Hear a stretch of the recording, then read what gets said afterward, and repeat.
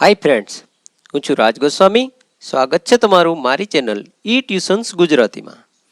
તો દોસ્તો, આજે આપણે શીખશું કે ધોરણ 10ની અંદર માર્ચ 2017ની પરીક્ષામાં પૂછાયેલા ગણિતના પેપરમાં સેક્શન એ, જેની અંદર પ્રથમ ચેપ્ટરનો એક દાખલો જરા અલગ રીતે પૂછાણો તો તેનું સોલ્યુશન કરશું.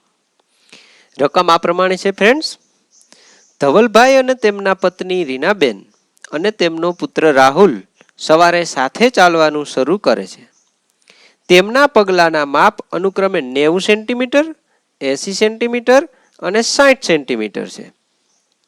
દરેક વ્યક્તિ પૂર્ણ સંખ્યામાં પગલાં પાડે અને એકબીજાને મળે તે માટે ઓછામાં ઓછું કેટલું અંતર કાપવું જોઈએ. તો ફ્રેન્ડ્સ, અહીંયા તમારો ફોકસ પોઈન્ટ અહીંયા હોવો જોઈએ. ઓછામાં ઓછું એટલે કે લસા.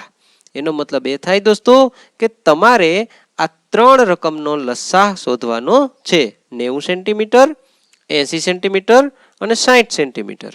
દાખલાની રકમ ભલે શાબ્દિક છે, પરંતુ ગાણિતિક તાત્પર્ય એ છે કે 90, 80 અને 60 એનો લસા શોધશું એટલે આપણે એ આંકડો મળી જશે.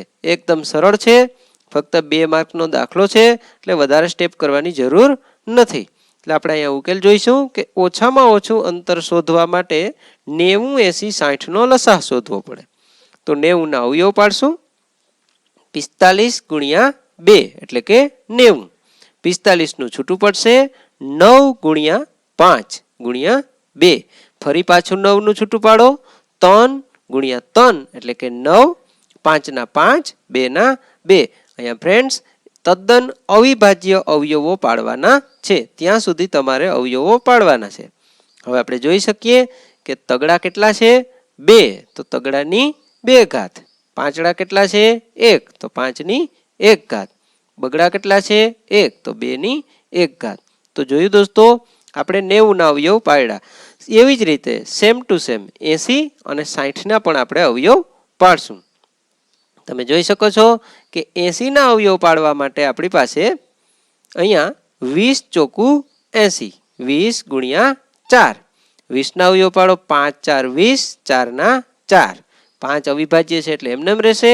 4નું છૂટું પડશે 2 ગુણ્યા 2. ફરી પાછું 4નું છૂટું પડશે 2 ગુણ્યા 2. અહીંયા તમે જોઈ શકો છો કે 5ની તો એક જ ઘાત છે, પરંતુ બગડા 4 છે, મતલબ 2ની કેટલી ઘાત થશે? 4. હવે આપણે 60ના અવયવ પાડશું. 20 તેરી 60. 20નું છૂટું પડશે 10 દુ 20, 3 ના 3. અહીંયા તમે 10નું છૂટું પાડશો. 5 દુ 10, 2 ના 2, 3 ના 3. હવે તમે જોઈ શકો છો કે 5ની 1 ઘાત, 2 બગડા એટલે 2ની 2 ઘાત, જ્યારે 1 તગડો એટલે 3ની 1 ઘાત. તો ફ્રેન્ડ્સ, તદ્દન અવિભાજ્ય સ્વરૂપમાં અવયવો પાડવાના છે.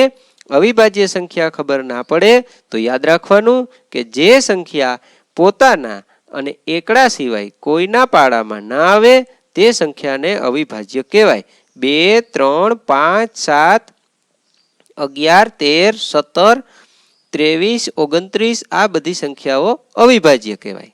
હવે આપણે લસા શોધશું. લસાનો એકદમ સરળ નિયમ કે જેટલા આંકડા અહીંયા આવે છે તેની મોટામાં મોટી ઘાત આપણે લેવાની છે. તો ફ્રેન્ડ્સ, આપણે જોઈ શકીએ કે સૌથી પહેલા અહીંયા મોટામાં મોટી ઘાત છે 3ની 2 ઘાત, જ્યારે આ બંનેની કેટલી છે? 1 1 ઘાત. તો અહીંયા 3ની 2 ઘાતને આપણે સિલેક્શન કરશું. એની નીચે ડબલ હેશ મારેલા છે. હવે 80ના અવયવમાં તમે જોઈ શકો છો કે બગડાની 4 ઘાત છે, અહીંયા બગડાની 2 ઘાત છે, જ્યારે આગળ બગડાની 1 ઘાત હતી, મતલબ કે બગડાની 4 ઘાત મોટી છે. તો આપણે એનું પણ સિલેક્શન કરશું. અહીંયા લખશું. અહીંયા 3ની 2, બગડાની 4. સેમ ટુ સેમ એ જ રીતે આપણે જોઈશું કે અહીંયા 5ની કેટલી ઘાત છે? 1. તો અહીંયા 5ની કેટલી છે? 1. અને આગળ આપણે જોયું હતું 90માં પણ 5ની કેટલી છે? 1. મતલબ તમે જોઈ શકો છો કે 3 વખતે 5ની 1 ઘાત છે.